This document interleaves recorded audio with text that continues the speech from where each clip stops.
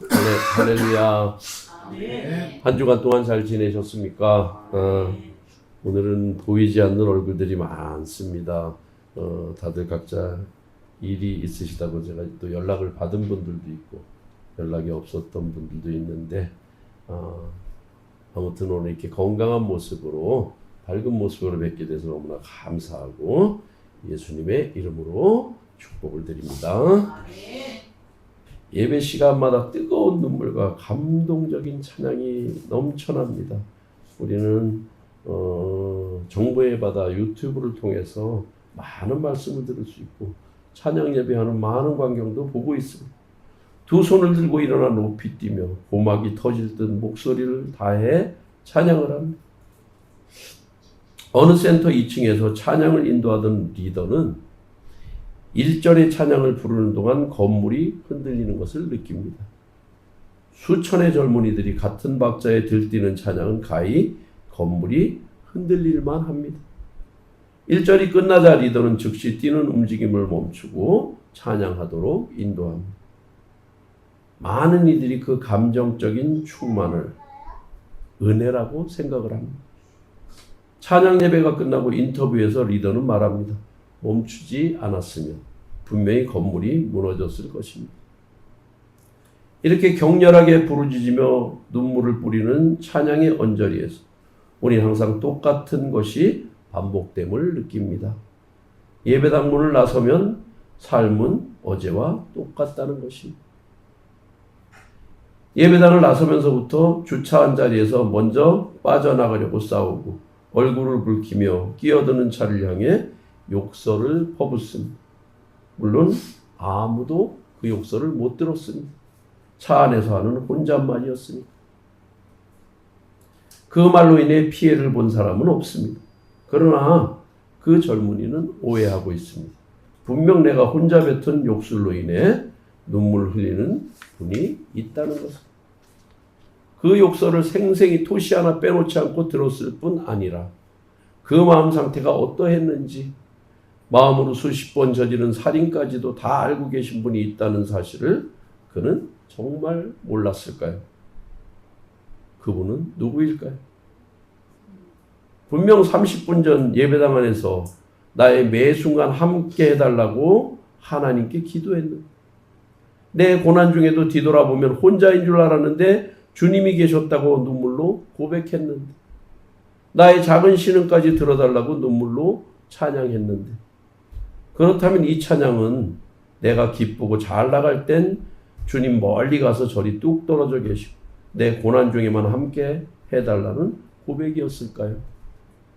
그 뜨거운 찬양의 순간에도 우리는 내 찬양을 받으시는 주님을 바라본 것이 아니라 혹 함께 찬양하는 사람들 앞에 보여지는 열심히 찬양하는 내 모습이 아니었을까요?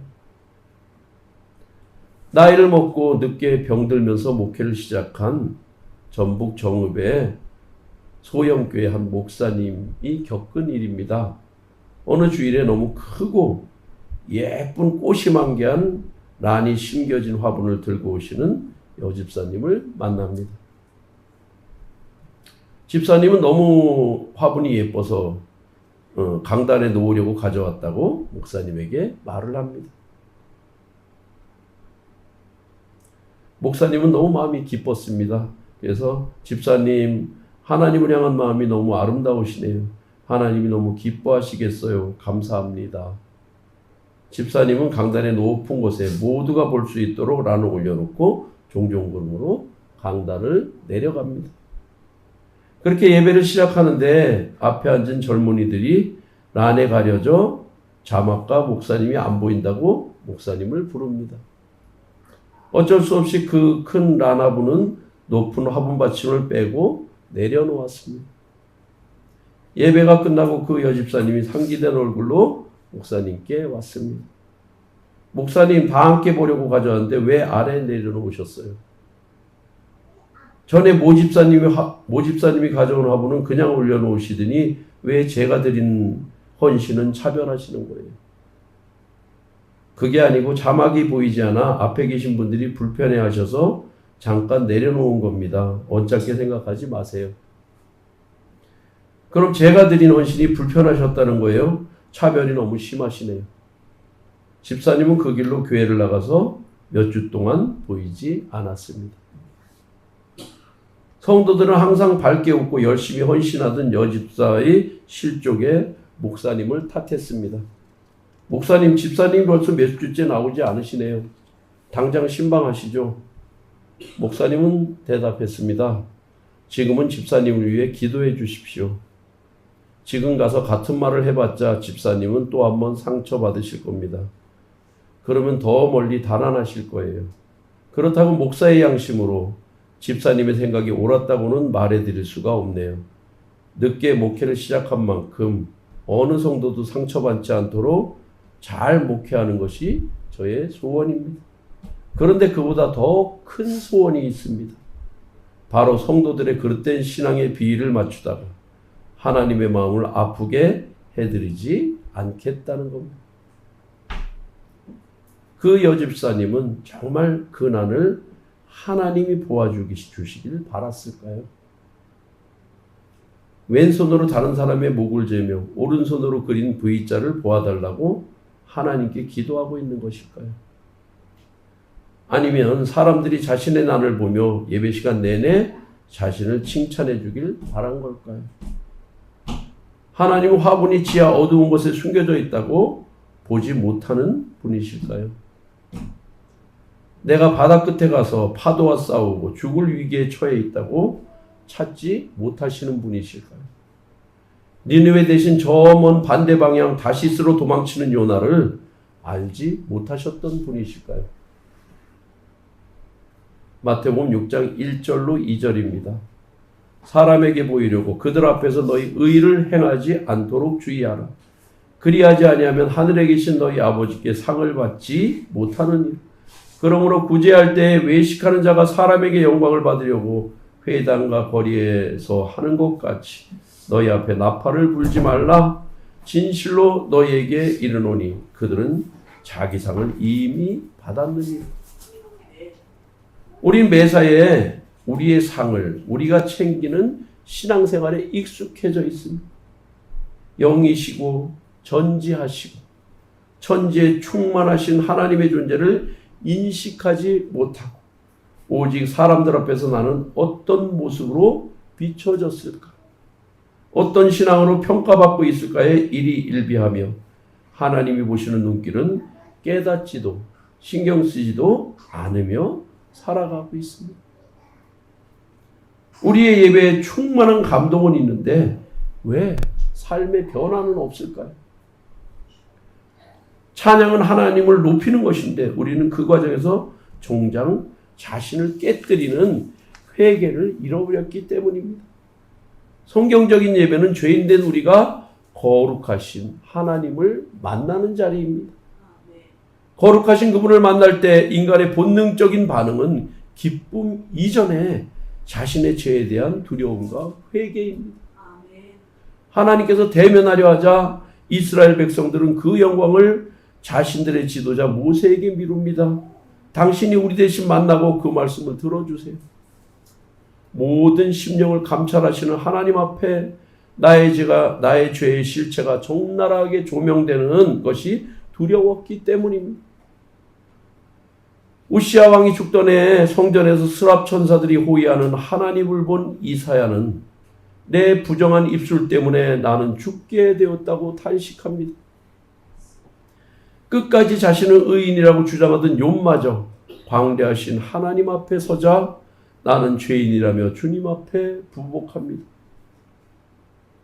정말 주님을 만났다면 그 찬양의 끝은 분명 회개라야 합니다. 그들은 정말 주님을 만난 것일까요? 오늘날 찬양은 나의 감정을 달래는 치유제로 전락했습니다. 내 죄를 씻어내는 회개가 없는 찬양은 하나님을 향한 예배가 아니라 나를 위로하기 위한 자기 만족의 노래일 뿐입니다. 감정의 파도 위에 올라타는 것과 영적인 회개는 다릅니다. 분위기에 휩쓸려 우는 것은 심리적인 카타르시스일 수는 있습니다. 하지만 회개는 내 자아를 십자가에 못 박는 고통스러운 과정입니다.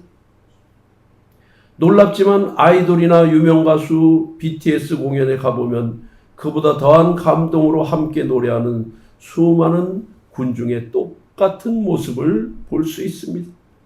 과연 이것과 무엇이 다른 것일까? 죄인된 나를 위해 드려졌던 번제물은 껍질이 벗겨지고 피가 뿌려지고 각이 떠지고 흔적도 없이 번제단에서 불살라졌습니다. 그 짐승은 바로 내 죄가 전가되어 그 죄를 대속하며 나 대신 그 죽음을 당하는 것입니다. 짐승이 대속하지 않았다면 그 죽음의 주인공은 바로 나여야 합니다.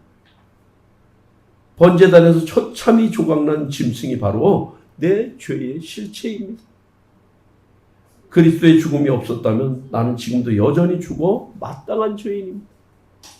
그리스도의 죽음 이후에도 우리는 여전히 내 육신에 사로잡혀 세상과 짝하며 죄의 길을 전전하고 있습니다. 그렇게 오랫동안 굳어지고 단단해져 내 영의 일부가 된 죄를 깎아내는 작업은 고통스러운 과정입니다. 그러므로 회개는 아픈 것입니다. 한국교회 예배에서 회개의 소리가 사라졌습니다. 죄를 지적하고 돌이키는 말씀은 불편해서 외면하고 나를 높여주는 감동적인 찬양만 찾고 있지 않습니다. 회개 없는 예배는 사상 누각에 불과합니다. 예배당을 나서면서 무너지는 모래로 만든 은혜입니다. 하나님은 중심을 보십니다. 나의 감정이 아무리 뜨거워도 죄를 미워하고 하나님께 돌이키는 결단이 없다면 그 예배는 하나님이 받으실 수 없습니다. 감동을 찾지 말고 하나님 앞에서 나의 실체를 확인하시기 바랍니다. 거룩하신 하나님 앞에서는 감동이 아니라 엎드림이, 찬양보다 먼저 죄의 고백이 있어야 합니다. 이제 감정에 취한 몸짓을 멈추고 하나님의 거룩함을 묵상하십시오. 우리의 삶이 왜 변하지 않는지 그 이유를 회개의 부재에서 찾으시기 바랍니다. 죄를 회개하고 십자가를 붙드는 자만이 진짜 은혜를 경험합니다. 감동적인 찬양을 넘어 우리의 삶을 거룩함으로 빚어가는 회개의 예배자가 되시기를 축복합니다. 그것이 우리를 진정으로 변화시킬 유일한 오직 한 길입니다. 회개는 끝이 아니라 새로운 시작입니다. 감정을 넘어 거룩함으로 나가는 예배를 회복하시길 바랍니다. 철저한 회개가 우리를 회복시키고 우리 한국의 무너진 교회들을 다시 세울 것입니다. 오늘 본문에 사도 바울이 한 고백입니다. 고린도전서 6장 9장 26절 27절 그러므로 나는 다름질하기를 향방 없는 것 같이 아니하고 싸우기를 허공을 치는 것 같지 아니하며 내가 내 몸을 쳐 복종하게 하면 내가 남에게 전파한 후에 자신이 도리어 버림을 당할까 두려워함이로다. 우리의 영적 전쟁의 처음이자 마지막 적은 바로 나와의 싸움입니다. 나는 언제나 하나님 앞에 나아가는 걸림돌이 됩니다. 내 평생에 걸쳐 내가 배우고 학습한 것들이 내 눈을 가리고 하나님을 보지 못하게 합니다. 우리가 육체를 통해 추구해오고 성취해온 삶의 방식들이 하나님은 영이시라는 낯선 단어를 잘 받아들이지 못합니다. 그래야 내 육의 방식으로 하나님 앞에 가고자 온 힘을 다 쓰며 달려가지만 언제나 하나님은 저 멀리 계십니다. 영이신 하나님은 영으로 만나야 합니다. 우리가 학습해온 것들은 내 생각에서 굳어져 내 가치관을 형성하고 세계관으로 굳어집니다.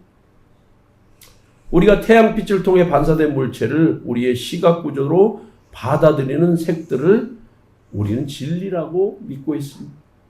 그러나 만일 태양빛이 다른 색이라면 하나님이 다른 색의 태양을 주셨다면 하나님이 우리 눈의 구조를 다르게 만드셨다. 우리가 알고 있는 색들은 일순간 다 다른 색으로 바뀔 것입니다. 장미꽃이 빨간색이라는 명제는 이런 가정 앞에서 진리일까요? 열의 움직임으로 형체를 파악하는 뱀이나 반사되어 돌아오는 전파를 다시 받아 물체의 형태를 파악하는 박쥐 같은 구조라면 어떨까요? 그러므로 우리에게 하나님 말씀밖에 진리는 없습니다. 우린 잠시 후 천국에서 영원한 진리를 만나게 될 것입니다. 바울 사도는 내 몸을 쳐서 내 육체가 영적인 나에게 복종하게 한다고 말하고 있습니다. 그러므로 그의 인간적인 가치관, 세계관은 날마다 죽는다고 고백을 하고 있습니다. 내 영이 하나님 앞에 버림받지 않기 위해 내 육을 쳐서 복종하게 하는 것입니다. 내 인간적인 생각을 하나님의 뜻에 맞춰가는 과정입니다. 그러므로 자기를 잘 다스리는 사람에 대해 성경은 이렇게 말합니다. 잠언 16장 32절입니다. 노하기를 더디하는 자는 용사보다 낫고 자기 마음을 다스리는 자는 성을 빼앗는 자보다 나으니라. 전장에 나가 목숨을 걸고 싸우는 용사보다 나의 분노를 잠재우는 것이 더 힘들다는 말입니다. 장수가 성을 빼앗는 것보다 내 마음을 다스리기가 더 힘들다는 말씀입니다. 그러므로 나를 온전히 다스려 주 안에 있게 한다면 우리의 영적 싸움은 종착역이 보이게 될 것입니다. 우리는 하나님의 뜻에 순종하기 위해 우리 자신과 끊임없이 싸우고 있습니까? 나 자신을 깨뜨리는 각고의 노력을 하고 있습니까? 오늘 본문의 바울 사도는 날마다 각고의 노력으로 삶의 방향을 표대에 맞추고 내 생각을 하나님 뜻대로 교정해 가려고 몸부림치며 살아온 인생의 마지막 부분에 이제 서 있습니다. 사도 바울의 전반부 삶은 우리들의 삶과 다를 바 없었습니다. 자신의 화려한 간판, 부, 명예를 이용해 사람들에게 보여주는 삶을 살았고 누구보다 뚜렷한 내 가치관과 세계관이 이끄는 대로 악을 처단하는 자칭 의로운, 정의로운 삶을 살았던 사람입니다. 그가 육체를 자랑 삼았던 내용을 한번 보십시오. 빌립보서 3장 3절로 6절입니다. 그러나 나도 육체를 신뢰할 만하며 만일 누구든지 다른 이가 육체를 신뢰할 것이 있는 줄로 생각하면 나는 더욱 그러하리니 나는 8일 만에 할례를 받고 이스라엘 족속이요 베냐민 지파요 히브리인 중에 히브리인이요 율법으로는 바리새인이요 열심으로는 교회를 박해하고 율법의 의로는 흠이 없는 자라. 또한 그는 나면서 로마 시민권을 가진 사람이었습니다. 그것은 그의 부모가 로마 정부에 공을 세웠거나 밀접한 관계가 있는 사람이었다는 뜻입니다. 그리고 가장 유명한 율법 교사인 가말리엘 문화의 교육을 받았습니다. 어디 하나 빼놓을 구석이 없을 정도로 육체 자랑이 많은 사람입니다. 그러나 인간의 역사를 통틀어 우리가 배울 수 있는 것은 인간의 영광과 지혜가 크면 클수록 더 많이 하나님을 잊어버리고 죄와 짝하게 되었다는 것입니다. 당시 세계 무대에서 제국을 호령하던 왕들이 모두 그렇게 사라져갔고 성전을 짓고 이 땅에서 최고의 지혜를 자랑했던 솔로몬도 그의 죄값으로 이스라엘이 대한민국처럼 두 동강이 나버렸습니다. 사도 바울의 전반부 인생 또한 그러했습니다. 예수님을 만나기 전까지는 그런 인생을 살았습니다. 그러나 다메섹 언덕에서 빛으로 오신 예수님을 만나는 그 강렬한 변화의 과정을 통해 그는 세상 모든 영광과 자랑, 지식, 세계관마저 배설물처럼 다 던져버리고 하나님께만 헌신하는 삶을 살았습니다. 세상에 누구도 바라보지 않았습니다. 온갖 박해와 매를 맞았고 돌에 맞았고 성 밖으로 던져졌고 그가 전도하러 가는 길마다 그를 따라온 유대인들이 그를 죽이고자 모의하였습니다. 심지어 왕들 앞에서도 그런 자신을 나타내지 않고 빛으로 찾아오사 자신을 이방의 전도자로 택하신 예수 그리스도를 나타내기만 전력을 기울였습니다. 베스도 총독은 그런 그에게 너의 많은 지식이 너를 미치게 했다고 조롱하였습니다. 결국 그는 베스도 총독 앞에서 로마의 시민권자로서 황제의 재판을 받겠다고 상소하여 이것이 사도의 순교의 여정의 시작이 되었습니다. 오늘 본문으로 돌아갑니다. 바울 서신서 중 가장 마지막으로 디모데 후서를 기록하였습니다. 에베소, 빌립보, 골로새, 빌레몬서는 AD 60에서 62년 로마 감옥의 1차 투옥되었을 때 쓴 옥중 서신이 석방 후에 AD 63에서 65년경 목회 서신인 디모데전서, 디도서를 기록하였습니다. 오늘 본문의 디모데 후서는 AD 66에서 67년 네로가 최후의 발악을 하던 시기에 다시 투옥되어 옥중에서 쓰여진 바울 사도의 유언과도 같은 편지입니다. 바울은 오늘 본문에서 자신의 죽음을 이미 예감하고 있습니다. 본문 6절에는 내가 전제와 같이 벌써 부어졌다고 말합니다. 전제는 관제라고도 하는데 제물 위에서 포도주를 부어드리는 제사의 방법입니다. 단독으로 드리기보다는 번제나 화목제와 함께 드려졌습니다. 부어진 포도주를 다시 담을 수 없듯 자신의 생명까지 하나님께 드리는 희생을 상징하고 있습니다. 바울은 오늘 본문에 이미 제물에 부어져 하나님께 드려진 포도주로 자신을 비유하였습니다. 네로는 그를 언제 죽일지 모릅니다. 죽이지 않을 수도 있을 것입니다. 그러나 그는 이미 하나님께 생명을 다 드렸다고 고백합니다. 빌립보서에서도 바울은 너희의 믿음의 제물과 섬김 위에 내가 나를 전제로 드릴지라도 라고 말하며 자신의 삶 전체를 드리는 제사로 전제를 말하고 있습니다. 그렇습니다. 바울의 삶 전체는 하나님께 온전히 헌신되었습니다. 그러므로 그는 나는 선한 싸움을 싸우고 나의 달려갈 길을 마치고 믿음을 지켰다고 자신 있게 고백합니다. 그냥 그저 그렇게 산 인생이 아니라 예수 그리스도를 위한 희생의 제물에 자신의 삶을 한 방울도 남기지 않고 다 부어져 깊이 스며들어 그 향기로 주님께 모두 헌신되었던 참 성도의 삶을 살았습니다. 오늘 본문 13절에 들어와 가보의 집에 두고 온 겉옷을 디모데에게 올 때 가져오라고 말합니다. 유대인들의 겉옷은 참으로 소중합니다. 밤으로 추운 날씨에 그들의 겉옷은 추울 때는 외투요, 잘 때는 이불이 되어주고 여행 중에는 망토로 사용했고 비가 올 때는 비를 막는 덮개로도 사용되었습니다. 이들에겐 참으로 중요한 재산입니다. 구약시대에는 종에게 특별 연봉으로 겉옷을 주기도 했습니다. 그런데 그는 그만 그 힘든 전도 여정 중에 드로아 가보의 집에 겉옷을 놓고 옵니다. 드로아가 어디입니까?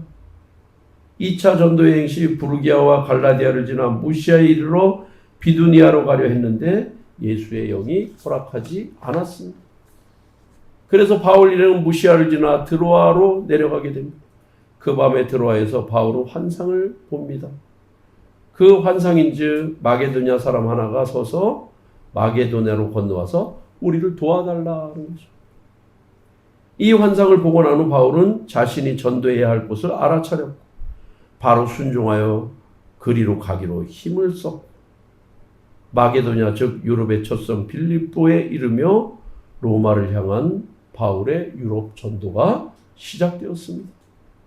그렇게 성령의 인도하심을 받으며 하나님 말씀 전하기에 몰두할 때에 마게도냐로 가라는 계시의 환상을 본 곳이 바로 드로아입니다.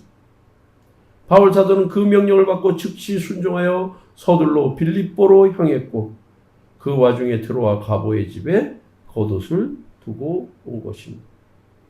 그렇게 말씀 전파에 힘쓰며 겉옷도 잊어버린 채 자신을 돌보지 않고 오직 주를 위해 달려갈 길을 향해 전력 투구한 삶.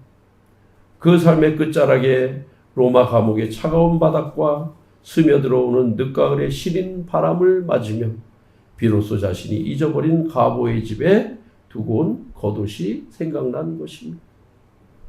그리하여 그는 디모데에게 오늘 본문 후에 말씀합니다. 너는 겨울 전에 어서 오라. 사랑하는 여러분, 화려한 자신의 삶을 쓰레기처럼 던져버리고 전제에 부어진 포도주처럼 예수님의 뜻 안에 깊이 스며들어 오직 주를 위해 자신을 잊고 살았던 사도 바울의 삶을 보며 우리는 무엇을 느끼십니까? 우리가 던져버려야 할 것은 무엇입니까? 우리의 삶은 어디에 부어지고 스며들고 있습니까? 서정주의 국화옆에서라는 시 후반부가 바울 사도의 마지막 부분을 보면 갑자기 생각나는 것은 무엇 때문일까요? 그리고 아쉬움에 가슴 조이던 먼 젊음의 뒤안길에서 인제는 돌아와 거울 앞에서 내 누님같이 생긴 꽃이요 노란 내 꽃잎이 피려고 간밤에 무서리가 저리 내리고 내게는 잠도 오지 않았나 보다. 사랑하는 여러분, 이제는 인생 전반부 삶인 이 생의 자랑에서 돌아와 말씀의 거울 앞에 서는 성숙함이 있기를 바랍니다. 그리하여 이제는 바울 사도의 후반부 인생처럼 하나님의 뜻과 주님의 나라를 이루는데 나의 뜨거운 열정을 전제에 부어진 포도주처럼 다 쏟아부어 예수 안에 깊이 스며드는 임마누엘 성도가 다 되시기를 주님의 이름으로 축복합니다. 아멘. 기도하시겠습니다. 하나님 아버지 감사합니다. 우리는 잘 살았다고 자부하나 뒤돌아보면 나 하나의 운신을 위해 산 부끄러운 낙서 같은 삶에 지나지 않았음을 고백하며 용서를 구합니다. 아멘. 우리의 후반부 삶은 사람에게 보이려고 사는 삶이 아니요 내 기분에 취해 내 업적을 내세우며 주의 일 하는 삶도 아니요 오직 하나님 아버지의 뜻을 바로 알고 나의 모든 것을 던져버리고 하나님께 부어져 깊이 스며드는 전제와 같은 삶을 살도록 우리를 도와 주시옵소서. 예수님의 이름으로 기도드리옵나이다. 아멘.